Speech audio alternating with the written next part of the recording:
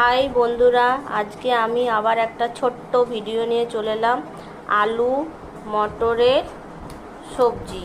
আলুটা পরিষ্কার করে ধুয়ে কেটে নিয়েছি, আর সারা রাত ধরে আমি মটরগুলো ভিজিয়ে রেখে দিয়েছি। এগুলি আমি প্রেসার কুকারে দিয়ে দুটো সিটি দিয়ে দেবো। বেটে নেবো। রসুন আছে, একটু পেঁয়াজ, টমেটো, আদা, লঙ্কা, এগুলো সব আমি একসাথে শিলনোড়ায় বেটে নেবো।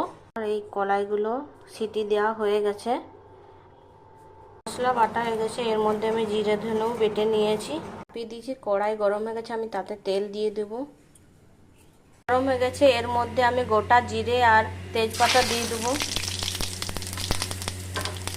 আর পেঁয়াজও দিয়ে দেবো। পেঁয়াজগুলি ভাজা হয়ে গেছে, আমি এবারে মশলা দিয়ে দেবো। দেওয়ার পর হলুদ দিয়ে দেবো, আর স্বাদ মতন লবণও দিয়ে দেবো। তেল ছেড়ে দিয়েছি, উপর থেকে একটু হাতে ঘষে কাস্তুরি মেথি দিয়ে দেবো। মশলা কষানো হয়ে গেছে, আমি এবারে আলু আর মটর দিয়ে দেবো সিদ্ধ করে রাখা।